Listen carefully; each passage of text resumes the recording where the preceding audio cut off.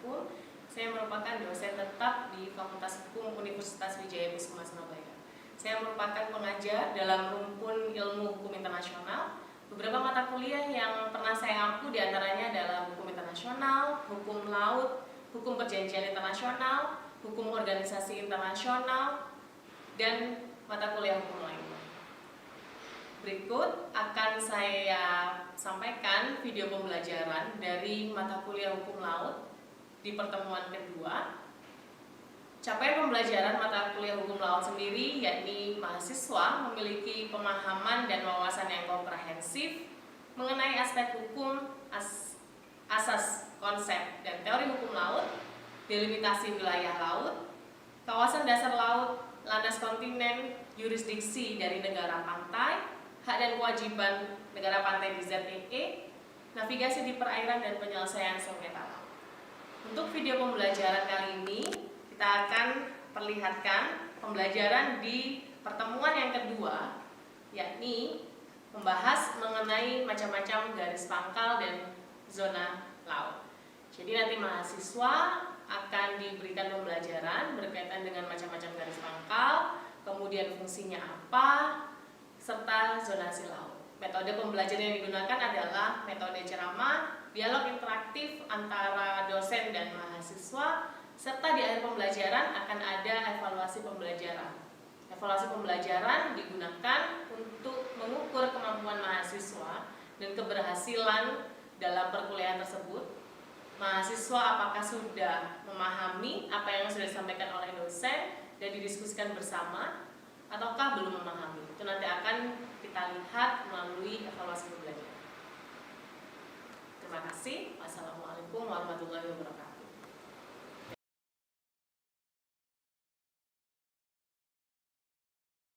Assalamualaikum warahmatullahi wabarakatuh.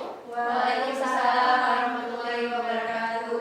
Selamat pagi. Jadi hari ini kita lanjutkan materi ya. Hari ini pertemuan kedua dari mata kuliah hukum laut. Minggu lalu kita sudah bahas berkaitan dengan sejarah hukum laut baik internasional maupun nasional.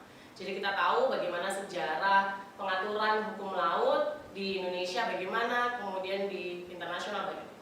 Nah, hari ini kita lanjutkan materi garis pangkal. Garis pangkal dan juga zonasi. Jadi materi hari ini tuh penting sekali sebagai awal saudara belajar mengenai zona laut. Sehingga perlu diperhatikan. Kalau misalkan nanti di tengah-tengah penjelasan saya ada yang kurang dipahami, saudara bisa mengajukan pertanyaan. Oke, kita mulai. Jadi garis pangkal itu sama diatur di dalam UN Clause, di pasal 5 UN Clause. Coba dibacakan sekarang pasal 5. Saya Bu. Ya, silakan. Kecuali ditentukan lain dalam konvensi ini, garis pangkal biasa untuk mengukur lebar laut teritorial adalah garis air rendah sepanjang pantai sebagaimana yang ditandai pada peta skala besar yang secara resmi diakui oleh negara pantai tersebut. Oke, jadi di pasal 5 UN Clause tadi sudah dibacakan oleh teman saudara. Garis pangkal itu adalah garis yang ditentukan dari garis pantai ketika surut. Nah, fungsinya itu ada dua. Dia untuk mengukur zona laut, dia juga untuk menentukan perairan di sisi dalam garis pantai. Jadi di sisi dalam garis pangkal, ya. Karena garis pangkal itu ditarik ketika air surut. Nah, ketika air pasang itu kan nanti terisi air ya. Itulah yang disebut sebagai perairan di sisi dalam dari garis pangkal. Nah, nanti garis pangkal itu ada macam-macam. Nah, nama perairan di sisi dalam garis pangkal itu bergantung pada jenis garis pangkal apa yang digunakan oleh negara pantai. Sehingga di sini Anda bisa lihat ada perairan pedalaman, ada perairan kepulauan, kemudian laut teritorial. Nah, laut teritorial ini adalah perairan di sisi luar dari garis pangkal. Nah, sekarang kita breakdown satu persatu macam-macam dari garis pangkal. Ya. Jadi garis pangkal di UN Clause Anda juga bisa sembari dibuka ya. Kemarin saya sudah minta untuk download. Garis pangkal itu ada 3 jenis. Ada garis pangkal normal, ada garis pangkal lurus, dan ada garis pangkal lurus kepulauan. Masing-masing negara pantai itu bebas untuk memilih jenis garis pangkal apa yang digunakan, asalkan memang memenuhi persyaratannya. Gitu ya. Nah, ini garis pangkal pangkal normal. Tadi sudah dibacakan oleh teman saudara pasal 5 UN Clause. Ini adalah garis pangkal normal. Ini laut, kemudian daratan. Garis yang putus-putus ini itu adalah garis pangkal normal. Dia akan mengikuti lekukan dari darat. Ya, itu adalah garis pangkal normal. Kenapa disebut normal? Karena dia mengikuti lekukan dari darat. Kalau daratannya ada lekukan, ya dia akan mengikuti itu. Nah, perairan di antara garis titik-titik ini dengan garis lurus, ini yang tadi disebut perairan di sisi dalam garis pangkal. Kalau perairan di sisi dalam garis pangkal, UN Clause menyebutnya adalah perairan pendalaman. Ya, itu kalau garis pangkal normal. Kita lihat jenis garis pangkal lainnya. Ini pasal 7 UN Clause. Garis pangkal lurus. Nah, garis pangkal lurus ini, kalau tadi garis pangkal normal dia mengikuti lekukan dari daratan, dia berbeda dengan garis pangkal lurus. Ini Anda bisa lihat, garis pangkal lurus ini dia akan menarik garis lurus. Jadi dipertemukan titik terluar dari daratan itu akan dipertemukan dengan titik terluar daratan yang lainnya. Dia akan menarik garis lurus. Kalau garis pangkal normal, dia akan mengikuti lekukan begini ya. Kalau ditanya lebih menguntungkan mana dari sisi negara pantai, apakah garis pangkal normal atau garis pangkal lurus? Tentu jawabannya adalah garis pangkal lurus. Kenapa? Karena tentunya nanti zona lautnya dia akan lebih lebar. Gitu. Nah, karena memang ini kondisinya menguntungkan negara pantai ya, jadi tidak sembarang negara bisa menerapkan garis pangkal lurus. Apa saja syaratnya? Syaratnya adalah ada garis pantai yang jauh menjorok atau menikung ke dalam. Seperti yang mana? Gambar yang kiri atau yang kanan? Yang menjorok. Kiri? Kanan? Yang mana? Kiri. Yang ini, betul. Jadi syarat yang pertama adalah kondisi daratannya ada yang menjorok begini. Itu baru boleh. Ada lagi pilihan lain. Kalau memang terdapat deretan pulau di sepanjang pantai. Nah, ini yang kanan. Betul. Tapi kalau kondisi geografisnya seperti ini, tetap ada syarat tambahan lagi bahwa jarak antara pulau satu dengan pulau yang lainnya tidak boleh lebih dari 24 nautical mile. 24 nautical mile itu kalau dihitung di kilometer tinggal dikalikan 1,5 sekian. Jadi jaraknya tetap lumayan jauh antara pulau dengan satu dengan yang lainnya. Kemudian syarat yang kedua adalah deretan pulau ini dengan daratan utama juga tidak boleh lebih dari 24 nautical mile. Itulah kenapa ini bisa nggak ditarik garis lurus? Andai kata ini lebih dari 24 nautical mile. Kira-kira. Kan tadi UN Clause syaratnya begini. Ya, bahwa jarak dari masing-masing pulau kecil itu tidak boleh melebihi 24 nautical mile. Kemudian jaraknya antara pulau kecil tadi dengan daratan utama juga tidak boleh lebih 24 nautical mile. Kalau misalnya ini ya, ada pulau kecil begini, jarak antara ini dengan daratan utamanya lebih dari 24 nautical mile, bisa tidak ditarik garis lurus? Ya bisa, karena terlalu jauh. Jadi syaratnya harus dipenuhi dulu, baru bisa kita tarik garis lurus. Nah, coba dicek di pasal 7 ayat 4 dan 13 UN Clause. Ini kita bicara low tide elevation. Jadi ada kondisi pulau-pulau ketika air surut dia muncul ke permukaan. Tapi ketika air pasang dia tenggelam. Jadi kalau bahasa Indonesianya itu kita menyebutnya pulau timbul tenggelam karena memang pulau itu kadang ada, kadang tidak ada gitu. Nah, coba dibacakan pasal 7 ayat 4. Pasal 7 ayat 4, garis pangkal lurus tidak boleh ditarik ke dan dari evaluasi surut kecuali jika di atasnya didirikan mercusuar atau jalur serupa yang secara permanen ada di atas permukaan laut atau kecuali dalam hal penarikan garis pangkal lurus ke dan dari evaluasi demikian telah memperoleh pengakuan umum internasional. Oke, di pasal 13 ya?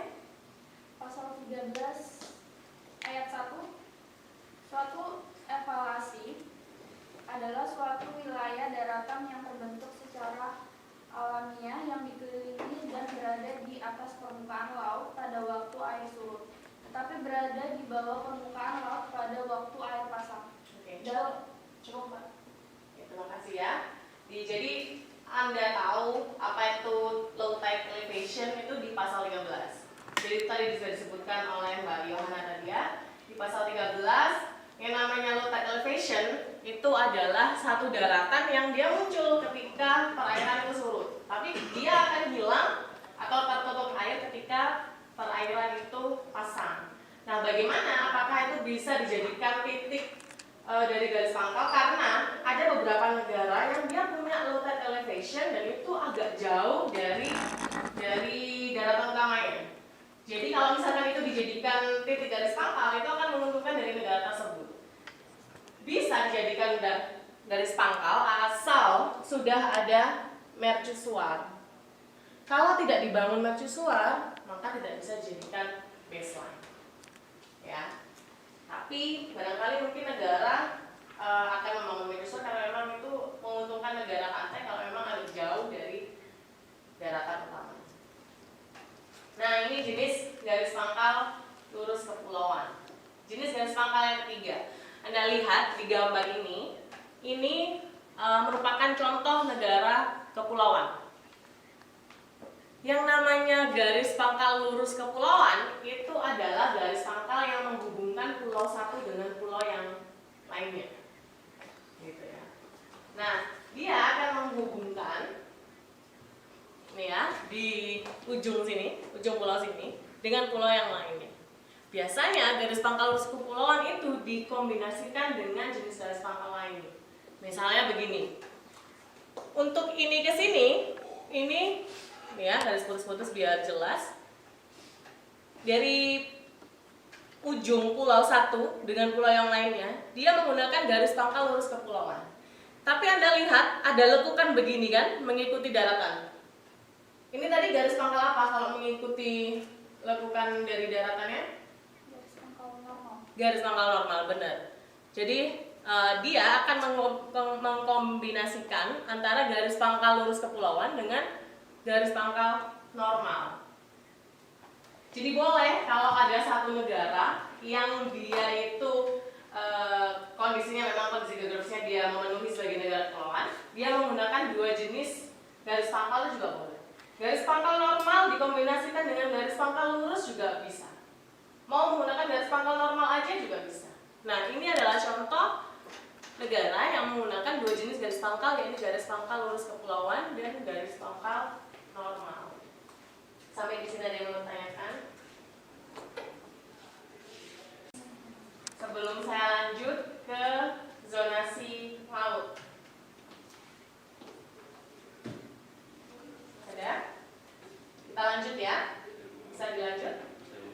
Oke. Ini macam-macam zona laut. Jadi Anda sudah paham berkaitan dengan cara penarikan garis pangkal. Tadi ada 3 macam, apa saja? Garis pangkal normal. Oke. Oke, lurus kepulauan. Nah, dari masing-masing garis pangkal tadi, baik normal, kemudian lurus atau garis pangkal lurus kepulauan, itu sama-sama bisa digunakan untuk mengukur zona laut. Nah, zona laut itu apa saja? Zona laut ada berbagai macam. Ini adalah zona laut yang di sisi luar garis pangkal. Jadi ini ya, saya berikan gambaran untuk tahu apa bedanya perairan di sisi luar garis pangkal dan perairan di sisi dalam. Ini adalah baseline atau garis pangkal. Dari garis pangkal ke kiri itu nanti ada perairannya ketika perairannya pasang. Nah, perairan yang di sini itu adalah perairan di sisi dalam garis pangkal. Nanti akan ada perairan lagi di sisi luar garis pangkal. Nah, perairannya apa saja atau zona lautnya apa saja? Ada laut teritorial, ada zona tambahan atau contiguous zone, ada ZEE, zona ekonomi eksklusif, kemudian ada laut bebas. Jadi begini gampangannya. Kalau kita bicara laut ya atau perairan, laut itu ini adalah perairannya. Kemudian di sini adalah dasar lautnya. Kemudian di atas perairan ada udara di atasnya. Masing-masing wilayah ini itu ada rezim hukumnya masing-masing. Jadi rezim hukum yang berlaku di udaranya apa, rezim hukum yang berlaku di perairannya apa, rezim hukum yang berlaku di dasar lautnya apa. Nah, yang namanya perairan, zona laut yang memang berupa perairan itu ada laut teritorial, ada zona tambahan, ada zona ekonomi eksklusif, ada high seas atau laut bebas. Nah, kalau kita bicara dasar laut itu nanti ada dasar laut di bawah laut teritorial, ada dasar laut yang namanya landas kontinen, ada dasar laut yang namanya landas kontinen ekstensi, kemudian ada dasar laut yang namanya kawasan. Nah, masing-masing tersebut itu memiliki rezim hukum yang berbeda-beda. Jadi memang mungkin agak membingungkan, makanya saya tadi katakan di awal perkuliahan, kalau memang ada yang kurang paham berkaitan dengan zonasi, segera tanya aja. Karena nanti minggu depan kita akan belajar negara kepulauan, kemudian di minggu-minggu selanjutnya kita belajar laut teritorial, zona ekonomi eksklusif, dan kita perlu paham dulu di mana zona lautnya, baru kita belajar mengenai rezim hukum yang berlaku. Nah, kembali lagi pada zonasi. Laut teritorial, Anda bisa lihat di gambar, laut teritorial itu adalah perairan sampai batas 12 nautical mile dari baseline. Ya, ini baseline, kemudian sejauh 12 nautical mile sampai di sini. Jadi laut teritorial ada di sini. Kemudian lepas dari laut teritorial sampai batas 24 nautical mile, 24 nautical mile di sini ya. Ini adalah zona tambahan. Kemudian ada lagi zona laut ZEE namanya. Nah, ZEE ini sebetulnya adalah semua perairan yang berada di luar 12 nautical mile hingga batas 200 nautical mile. Itu belum tertulis ya, 200 nautical mile. Sehingga ada tumpang tindih atau tidak di zona tambahan dan ZEE? Kalau Anda lihat, zona tambahan itu kan 12 nautical mile sampai 24 nautical mile. Kemudian ZEE itu juga mulai dari 12 nautical mile hingga 200 nautical mile. Ada tumpang tindih tidak? Ada nggak? Ada kan? Ya, jadi memang betul ada tumpang tindih antara zona tambahan dan ZEE. Jadi pada dasarnya zona tambahan itu adalah ZEE yang diberikan yurisdiksi tambahan kepada negara mana. Jadi semua hukum yang berlaku di ZEE itu berlaku juga di zona tambahan. Plus ada jurisdiksi tambahan itu tadi. Nanti jurisdiksi tambahannya apa? Kita akan belajar di pertemuan yang membahas mengenai zona tambahan dan ZEE lebih jelasnya. Nah, lepas dari 200 nautical mile ada high seas, itu sampai tak terhingga. Jadi kalau misalkan ada satu negara yang memang dia berbatasan dengan samudra sampai luas sekali, nah itu tidak terbatas. Pokoknya dia sudah lepas dari 200 nautical mile. Ada yang bingung barangkali berkaitan dengan zona laut? Silakan kalau memang ada yang tanya.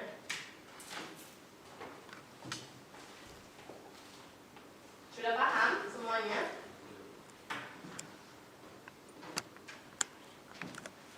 Oke. Hari ini nanti saya ada evaluasi pembelajaran. Jadi seperti biasa di akhir perkuliahan ada evaluasi pembelajaran. Evaluasi pembelajaran itu untuk mengukur mahasiswa sudah paham atau tidak dengan apa yang sudah disampaikan oleh dosen. Saya akan bagikan satu persatu ya.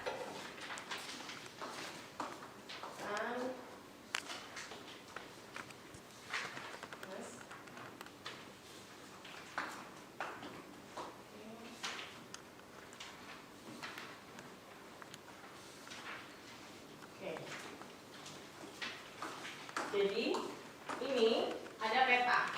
Peta negara mana ini? Indonesia ya, jangan sampai miss. Oke, ini adalah peta Indonesia. Indonesia itu merupakan negara kepulauan. Ya, Anda lihat di sini di peta Indonesia itu ada garis-garisnya ya. Ada garis-garisnya, garis yang berwarna biru itu adalah baseline. Nah, Anda analisis, tuliskan nama, NPM, kemudian kelas. Ini hukum laut kelas A ya ini. Kemudian Anda analisis, kalau melihat kondisi geografis dari Indonesia ini, itu Indonesia bisa menggunakan garis pangkal apa? Saya beri waktu 10 menit untuk mengerjakan. Oke. Nanti ada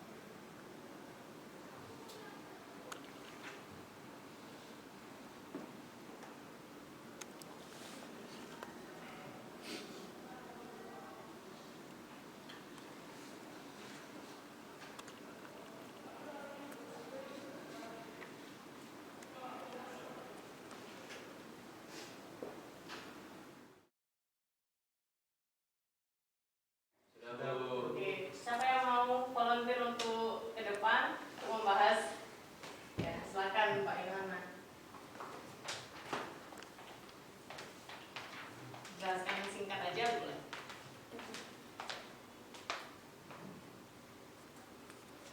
Kan ini disuruh silakan saudara analisis jenis garis pangkal apa yang paling tepat digunakan oleh Indonesia sebagai titik awal pengukuran zona laut hidup. Menurut saya jenis garis pangkal yang tepat digunakan oleh Indonesia adalah garis pangkal lurus kepulauan dan garis pangkal laut. Oke, betul. Silakan duduk lagi. Terima kasih ya Mbak Ilhana. Jadi betul ya. Ini saya berikan gambar lagi garis pangkal lurus kepulauan. Jadi karena Indonesia negara-negara kepulauan, dia bisa menggunakan dua jenis garis pangkal. Garis pangkal lurus kepulauan digunakan untuk menghubungkan antara pulau satu dengan yang lainnya. Contoh, ini ujung Sumatera dengan ujung Jawa ini dihubungkan dengan garis pangkal lurus kepulauan. Tapi sepanjang selatan Jawa ini menggunakan garis pangkal normal. Dia akan mengikuti leku dari daratan Jawa. Nah, jadi bisa dipahami materi hari ini. Bisa Bu. Oke, mudah-mudahan ada manfaatnya ya. Terima kasih sudah bergabung di kelas saya. Saya akhiri. Wassalamualaikum warahmatullahi wabarakatuh.